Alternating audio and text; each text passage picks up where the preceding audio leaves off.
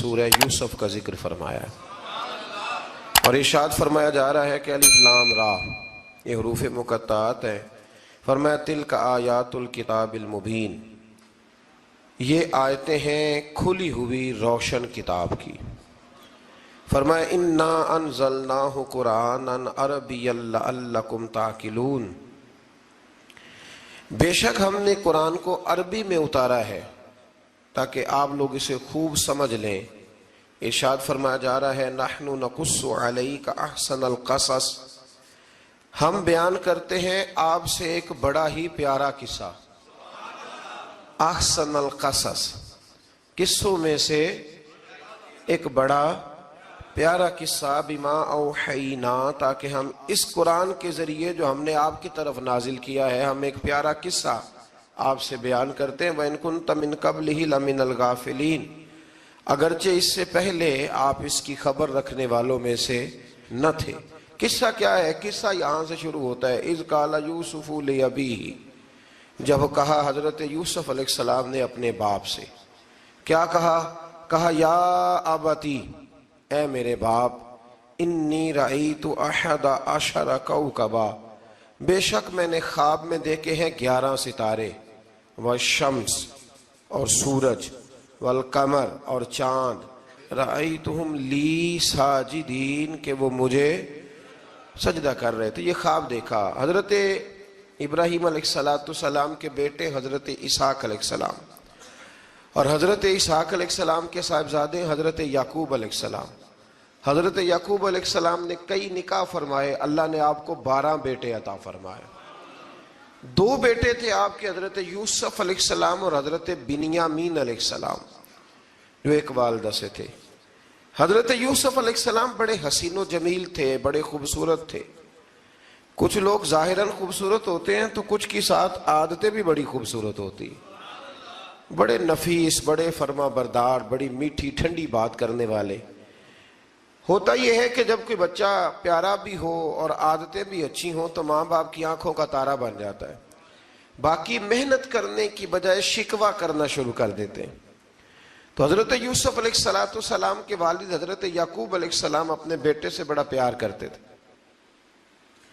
اور آج اس واقعے میں آپ کو یہ بھی سمجھ آئے گی کہ ساری زندگی لوگوں نے ماں بیٹے کا پیار بیان کیا ہے، یہ وہ واقعہ ہے جس نے باپ بیٹے کا پیار بیان کیا اور انوکھے انداز میں بیان کیا۔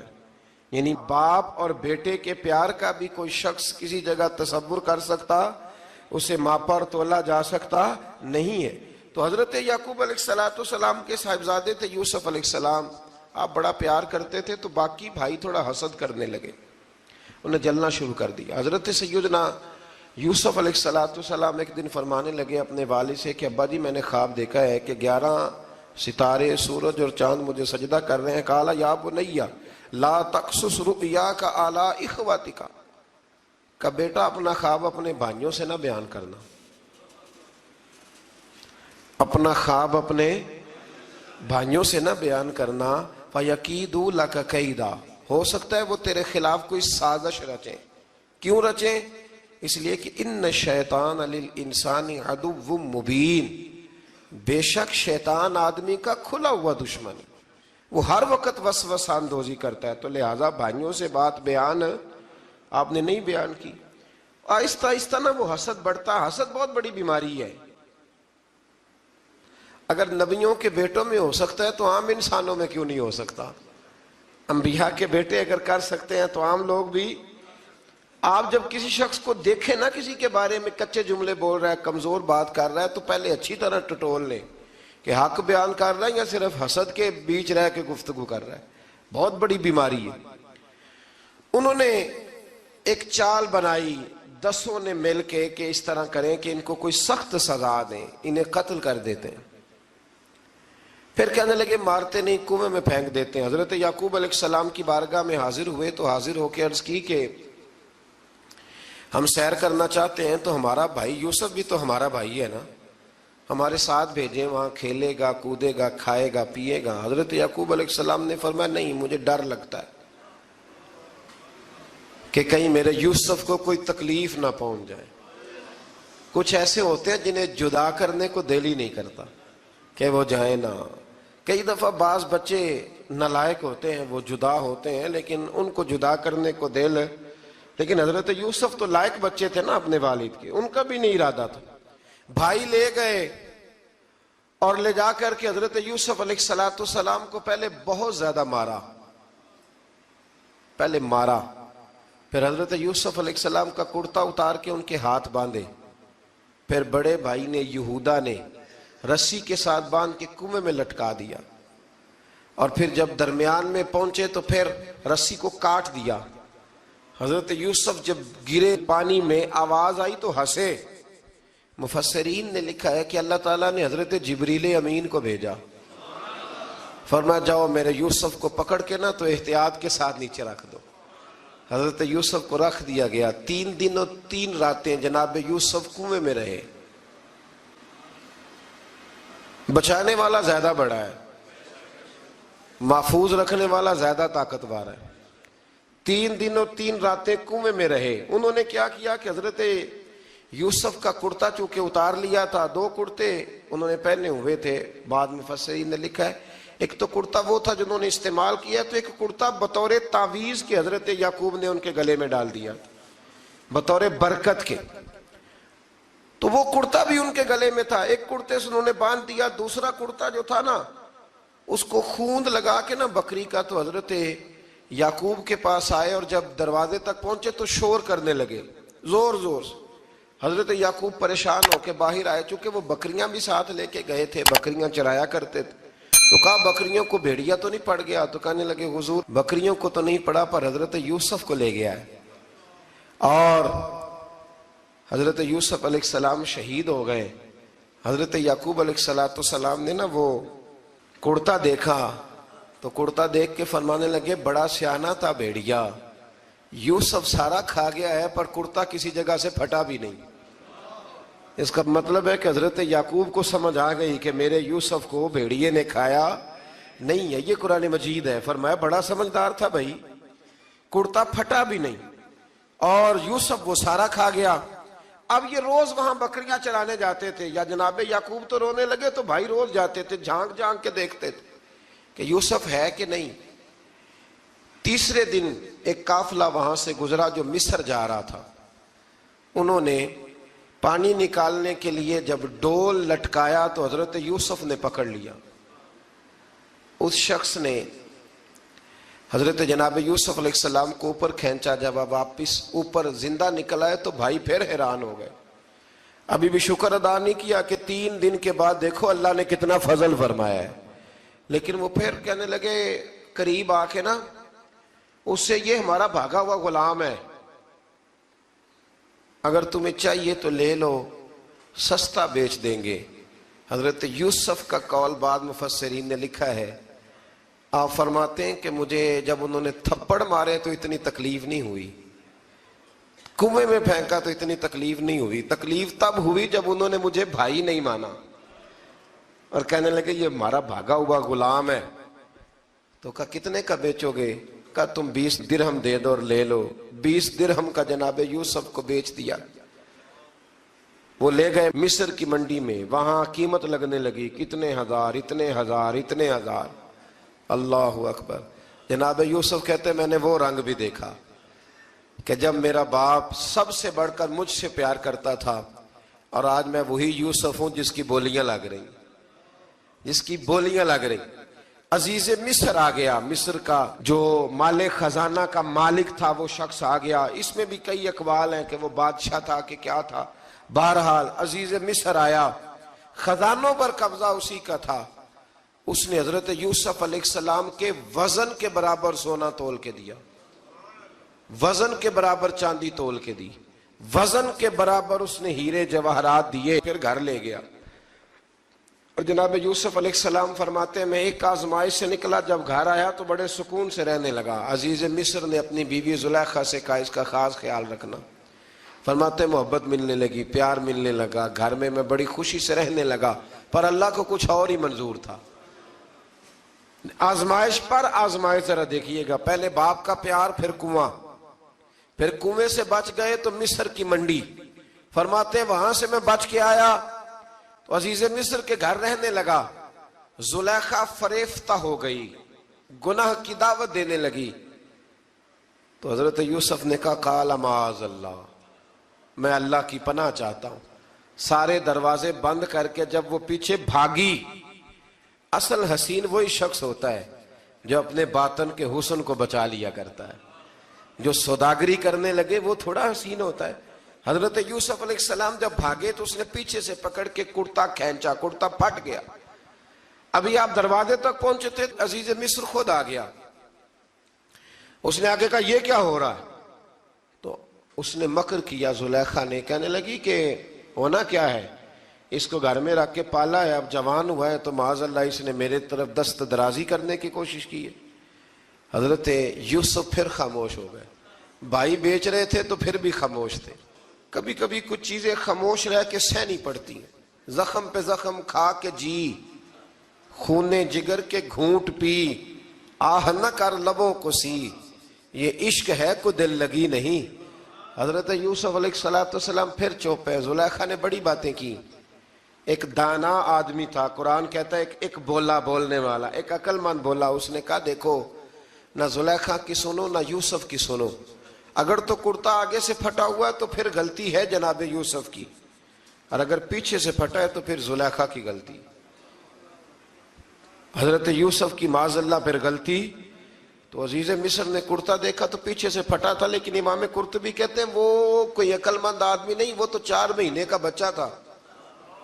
وہ ایک 4 مہینے کا وہ قریب تھا. حضرت یوسف علیہ السلام کی گواہی دینے کے لیے اللہ نے اسے زبان دی تھی. زلیخا کے ماموں کا بیٹا تھا، 4 مہینہ کا گہوارے میں لیٹا ہوا، جب بادشاہ سے فیصلہ نہیں ہو رہا تھا اور بادشاہ پریشان تھا عزیز مصر کہ کسی کو جا کے بتاؤں گا تو کوئی کیا سوچے گا، اس کے گھر میں کیا کچھ ہوتا ہے. کہتے پریشان تھا تو پنگوڑے سے بچہ بول پڑا. کہنے لگا بادشاہ اگر تو کرتا آگے سے پھٹا ہے تو پھر معاذ اللہ غلطی حضرت یوسف کی، اگر پیچھے سے پھٹا ہے تو پھر زلیخا کی. تو کرتا پیچھے سے پھٹا تھا. حضرت یوسف کے حق میں گواہی مکمل ہو گئی.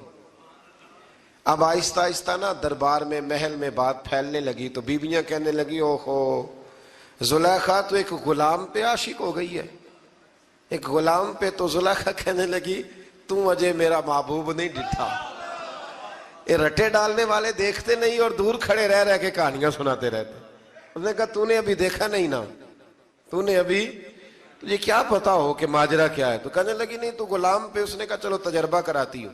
ساری عورتوں کو بٹھایا، ہاتھ میں ایک ایک سیب دیا، ایک ایک چھری دی، اور جب پوری تیاری ہو گئی پھل کاٹنے کی عورتوں کی تو جناب یوسف سے کہا ذرا جھلک تو دکھاؤ.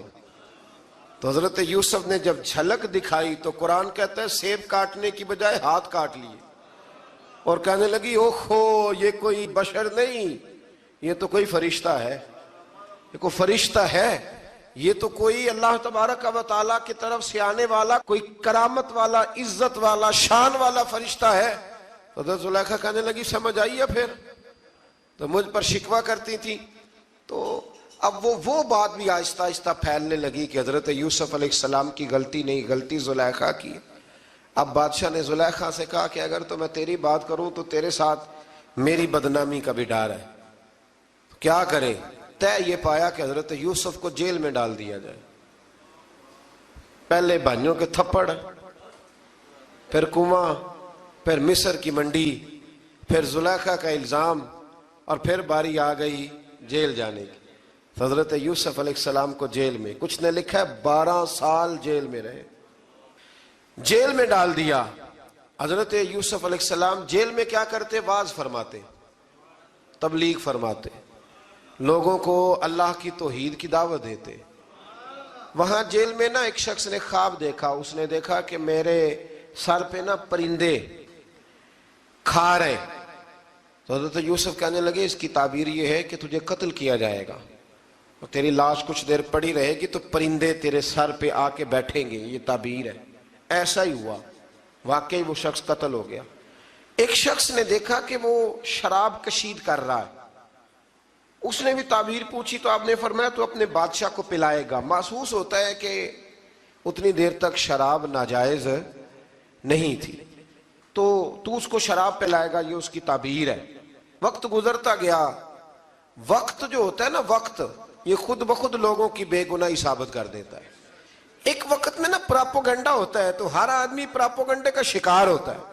پھر جب وقت گزرتا جاتا ہے تو خود بخود وقت کا گزرنا کچھ چیزوں کا خود بخود حل بن جاتا ہے. حضرت یوسف علی نبینا علیہ السلام کو جب 12 سال بیت گئے تو بادشاہ نے، عزیز مصر نے خواب دیکھا. اس نے خواب دیکھا کہ 7 موٹی تازی گائیں دبلی پتلی گائیں کو کھا گئی، اور 7 خشک بالیاں ہیں اور 7 سرسبز و شاداب بالیاں ہیں. اپنے وزیر سے کہنے لگا کوئی تعبیر والا بندہ ملے. اس نے کہا کہ ایک بندہ ہے جس کی تعبیریں بڑی سچی ہیں. کہا وہ کون؟ کہنے لگے جناب یوسف. تو قید خانے میں پیغام بھیجا حضرت یوسف کو کہ خواب کی تعبیر بتائیں. تو جناب یوسف نے یہ نہیں کہا پہلے مجھے باہر نکالو، یہ نہیں فرمایا. فرمایا تعبیر یہ ہے، یہ جو 7 خشک بالیاں دیکھی ہیں نا، اس کا مطلب ہے کہ 7 سال تنگ دستی رہے گی، اور 7 سرسبز بالیاں دیکھی ہیں تو پھر 7 سال اللہ خوشحالی دے دے گا. اور فرمایا یہ جو تم نے گائیں دیکھی ہیں موٹی تازی وہ کھا گئی، فرمایا اس کی تعبیر یہ ہے کہ کوشش کرنا کہ جو تمہارے پاس دن یہ چل رہے ہیں جن میں سرسبز و شاداب ہے کھیتیاں، تو 7 سالوں کے لیے اناج جمع کر لینا، بالیوں کے اندر ہی رہنے دینا، باہر نہ نکالنا. اور پھر اگلے جو خشک سال ہوں گے نا، وہ یہ جو جمع پونجی کی ہوگی نا، اس کی برکت سے وہ 7 سال آسانی سے. اس پر ہمارے مفسرین نے لکھا ہے، اس آیت پر صوفیاء اور بزرگ تو کہتے ہیں نا سارا اللہ کے راستے میں دے دو، یہ بھی بات اچھی ہے، لیکن اگر کوئی اپنے بچوں کے لیے آنے والے وقت کے لیے کوئی چیزیں سنبھال کے رکھے تو یہ بھی سورہ یوسف سے ثابت ہے. یہ بھی سورہ یوسف سے، تو یہ بھی کوئی ایسا فعل نہیں ہے جس پر کوئی شخص تنقید کر سکے. عام دام برسر مطلب حضرت یوسف نے جب تعبیر بتائی تو بادشاہ کہنے لگا کہ انہیں باہر نکالو. آپ فرمانے لگے میں نہیں نکلتا بھائی، نہیں نکلتا میں جیل سے، یہی ٹھیک ہوں میں. آپ کیوں نہیں نکلتے؟ کہنے لگے پہلے اعلان کر کے لوگوں کو بتا کہ میں بے قصور ہوں. وہ جو تو نے پراپوگنڈا کیا نا اپنے منہ سے اعلان کر. اس نے جناب زلیخا کو بلایا، ان عورتوں کو بلایا، وہ عورتیں ساری سامنے آئیں، انہوں نے گواہی دی کہ یوسف تو بے گناہ ہے. پر سال کتنے لگ گئے؟ اللہ اکبر، 12 سال لگ گئے. یقین کریں کچھ لوگوں کو یہ ثابت کرنے میں نا کہ میں ٹھیک ہوں زندگی بیت جاتی ہے، اور میں تمہارا خیر کا ہوں زندگی بیت جاتی ہے. لوگوں کو ہوش تب آتی ہے جب مزار پر چادر ڈالنے کا ٹائم آ جاتا ہے، ہوش تب آتی ہے، لیکن پھر ہوش کا کوئی فائدہ. 12 سال کے بعد بادشاہ نے ان کو بلایا اور کہنے لگا کہ یہ جو خواب میں نے آپ کو سنایا اب کرنا کیا ہے؟ تو حضرت یوسف کہنے لگے تم سے کچھ بھی نہیں ہوگا، اگر کچھ کرنا ہے تو پھر یہ خزانے کی ذمہ داری میری لگاؤ. اگر کوئی قابل آدمی ہو تو وہ آگے بڑھ کے بات کر سکتا ہے. یہاں ہر بندہ ہی آگے بڑھ کے کہتا ہے مجھے دے دو ڈیوٹی، لیکن قابل ہو تو وہ آگے بڑھ کے بات کرے اور سمجھے کہ میرے علاوہ کسی کے لیے مشکل ہے تو پھر وہ آگے بڑھے. حضرت یوسف نے جب کہا تو انہوں نے آپ کو وزیر خزانہ بنا دیا. پھر ایک وقت آیا کہ وہ عزیز مصر ہی بن گئے. قحط پڑ گیا، جب مصر میں قحط پڑا تو دائیں بائیں بھی قحط پڑا. کنعان کے آپ رہنے والے تھے، وہاں بھی قحط پڑا. حضرت یعقوب بیٹے کی یاد میں رو رو کے تو آنکھوں کی بینائی چلی گئی. اور یارو باپ بھی بڑا ہی پیار کرتا ہے، بڑا ہی پیار کرتا ہے، بڑا ہی.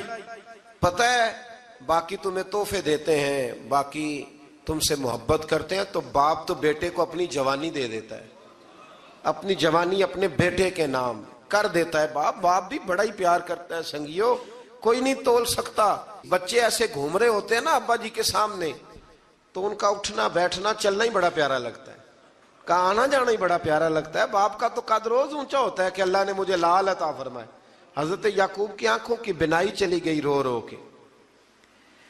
بھائی حضرت یوسف کے جب قحط پڑا تو انہیں پتا چلا کہ ایک واحد شہر مصر ہے جہاں گندم سٹاک ہے، کیونکہ حضرت یوسف کو پتا تھا، خواب بادشاہ دیکھ چکا تھا. تو آپ نے مال 7 سالوں کے لیے جمع کر لیا.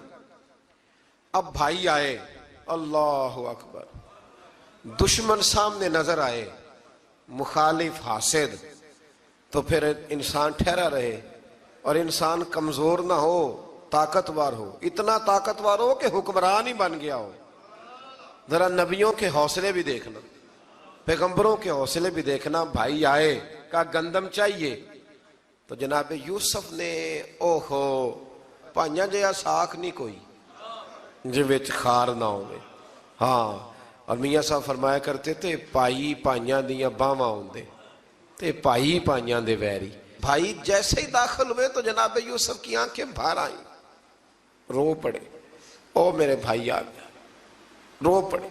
वजीर मशीर दाएं बाएं देखते हैं कि हजरत यूसुफ को क्या हुआ, रो पड़े और भर भर के गंदम दी। उसको इशारे करते चल थोड़ी और डाल दे, चल थोड़ी और डाल दे। जब भाइयों को दे चुके तो फिर फरमाने लगे कि शायद इससे गुजारा ना हो, जरूरत पड़ी तो दोबारा भी आ जाना। अपनी कौम को तरस दे रहे, थोड़ा थोड़ा खाओ। उन भाइयों को कहते हैं जरूरत पड़ी ना, आ जाना दोबारा। और कहने लगे तुम्हारा एक और भाई भी है। कहाँ है? बिन्यामीन नाम है। फरमाया हो सके तो उसे भी ले आना।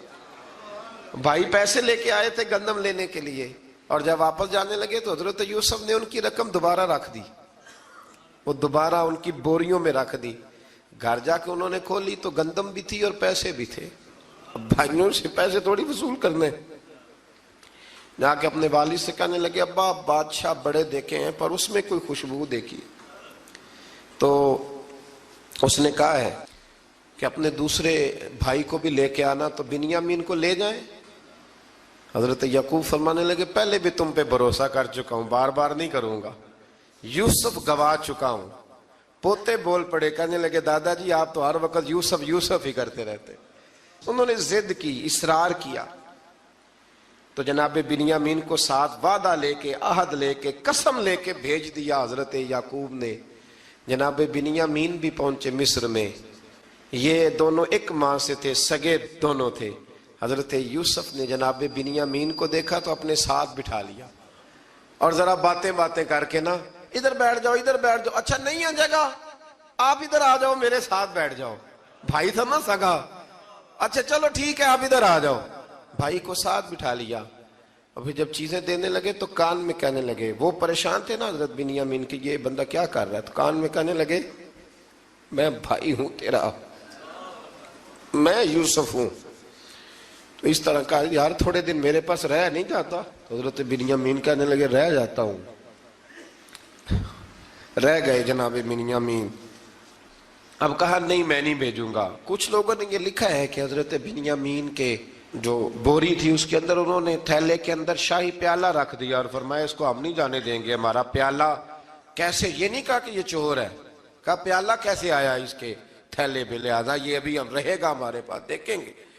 वो बाकी चले गए। तो यहूदा कहने लगा कि मैं नहीं जाता, मैं यहीं ठहरूंगा, इसलिए कि मैं बाप को क्या बताऊंगा कि पहले भी मैं कुर्ता मैं ही लेके गया था यूसुफ का, अब मैं क्या बताऊंगा। वापस गए और जाके बताया कि जनाब बिन्यामीन को उन्होंने रख लिया है, मामला बन गया है। वो कहते हैं कैसे प्याला आया है, शाही प्याला।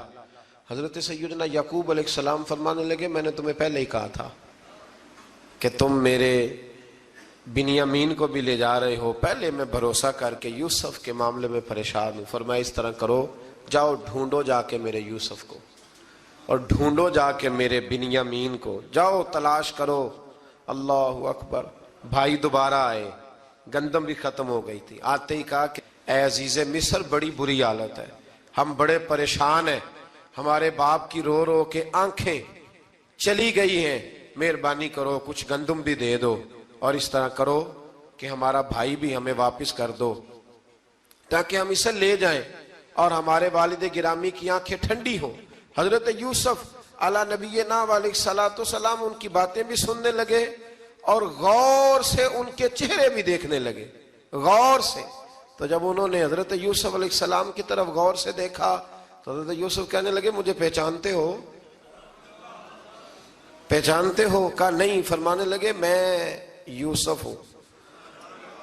काला अना यूसुफ, कहने लगे मैं यूसुफ हूं। और हजरत बिन्यामीन की तरफ इशारा करके कहने लगे वह हाजा अखी, और ये मेरा भाई है।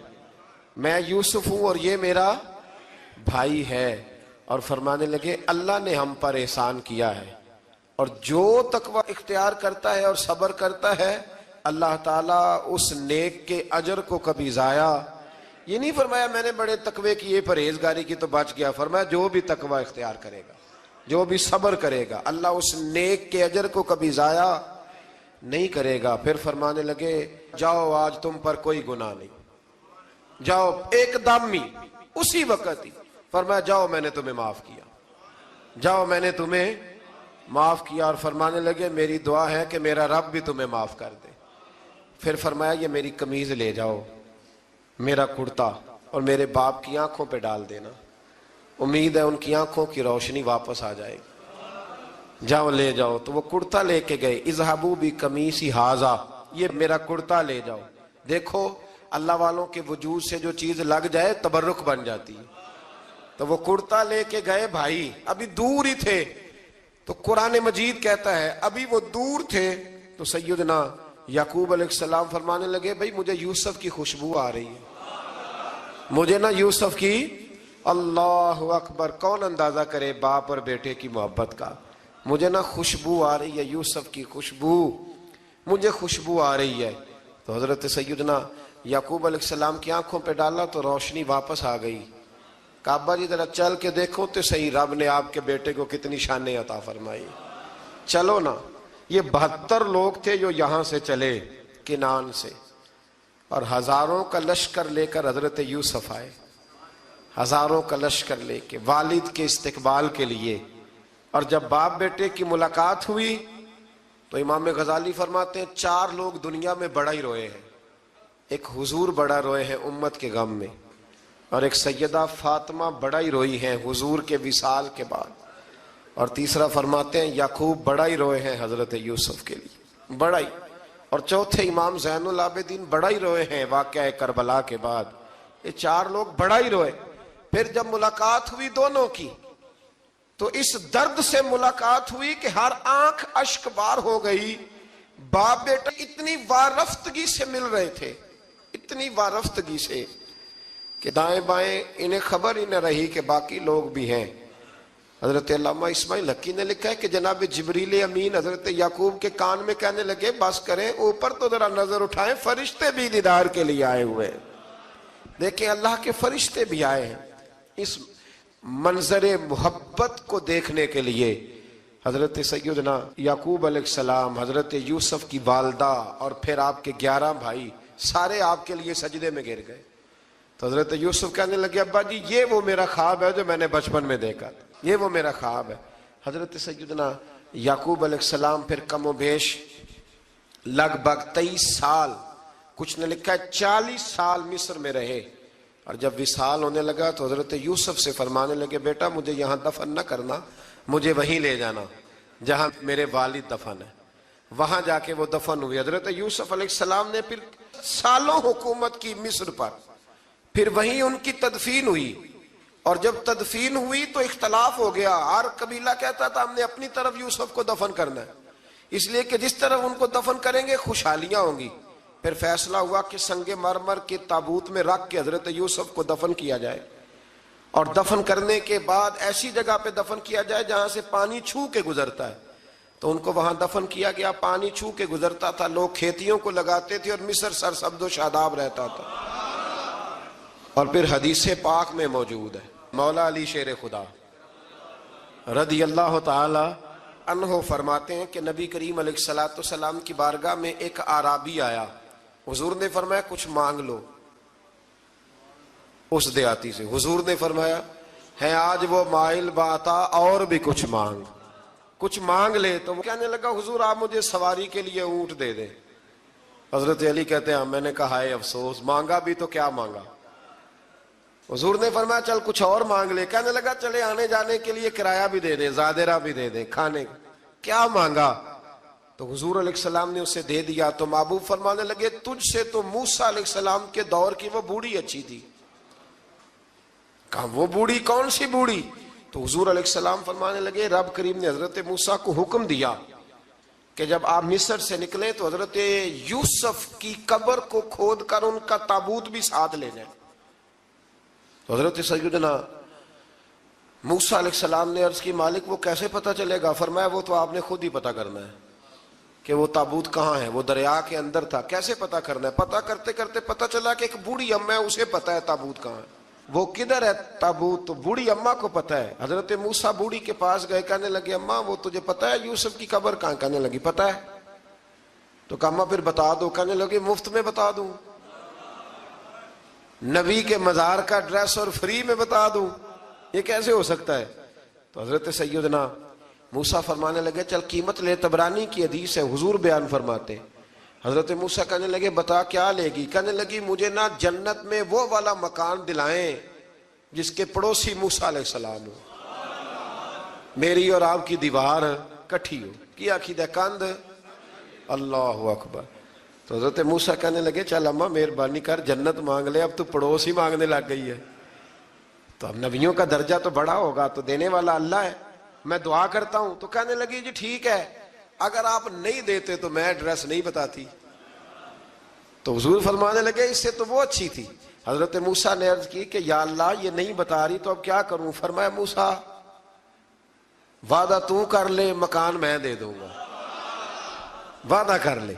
تو حضرت سیدنا یوسف کا مرتبہ دیکھیے کہ ان کے مزار کا پتہ بتانے کے لیے، مزار کا پتہ، مزار کا پتہ بتانے کے لیے اس خاتون نے حضرت موسیٰ سے جو قیمت لی وہ یہ تھی کہ میں جنت میں آپ کی پڑوسی بنوں گی پھر ایڈریس بتاؤں گی۔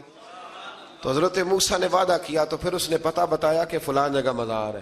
یہ تقریباً سینکڑوں سال بعد حضرت موسیٰ وہ وہاں سے نکال کے تابوت وہ اپنے ساتھ لے کر کے گئے۔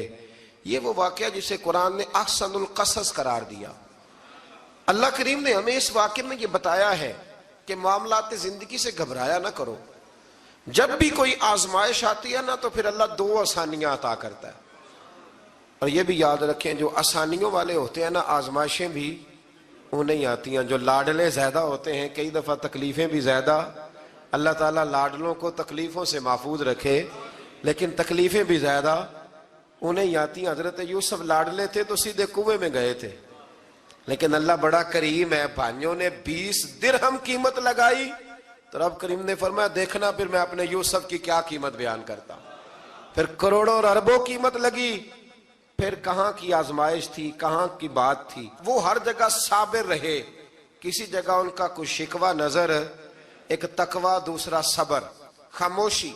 ہم لوگ نا بول کے لڑ کے فتح حاصل کرنا چاہتے ہیں، یاد رکھنا۔ آخری بات عرض کرنے لگا ہوں، صبر کرنا اور کام کرنا، صبر کرنا اور اپنے حصے کا رزلٹ اپنی مرضی کا نہ مانگنا، رزلٹ رب کریم کی مرضی کا، نتیجہ صبر کریں اور اپنے حصے کی ڈیوٹی کریں، پھر دیکھیں اللہ کتنا عطا فرماتا ہے۔ ڈیوٹی میں بھی کمزوری نہ کریں اور بے صبری کا مظاہرہ بھی کبھی نہ کریں۔ اللہ تعالی ہمیں حضرت یوسف کا صدقہ نصیب فرمائے۔ آخر دعویٰ